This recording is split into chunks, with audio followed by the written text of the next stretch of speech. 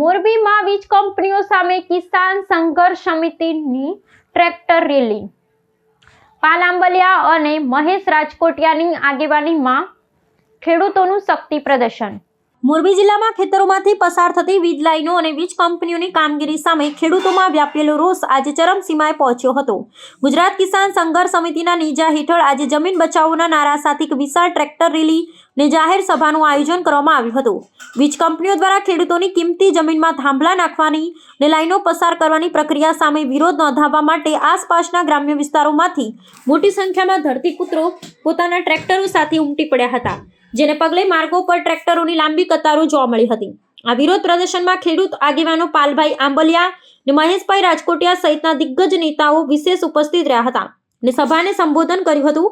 આગેવાનોએ આક્ષેપ કર્યો હતો કે ખેડૂતોની સંમતિ વિના કે ખેતીને થતા નુકસાનનું યોગ્ય વળતર આપ્યા વગર વીજ કંપનીઓ મનસ્વી રીતે કામગીરી કરી રહી છે.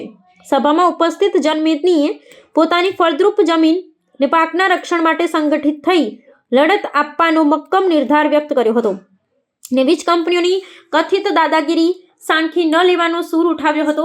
વિશાળ રેલી ને સભામાં ખેડૂતોના આક્રોશ અને ભીડને ધ્યાનમાં રાખી કોઈ અનિચ્છનીય બનાવ ન બને તે માટે પોલીસ તંત્ર દ્વારા પણ અગમચેતીના ભાગરૂપે ચુસ્ત બંદોબસ્ત ગોઠવી દેવામાં આવ્યો હતો.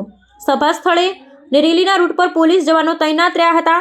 આંદોલનકારીઓએ તંત્રને સ્પષ્ટ સંદેશ આપ્યો છે કે જો ખેડૂતોના હિતમાં નિર્ણય લેવામાં નહીં આવે તો આગામી સમયમાં આ લડતને વધુ ઉગ્ર બનાવવામાં આવશે અને રાજ્યવ્યાપી આંદોલન છેડવામાં આવશે.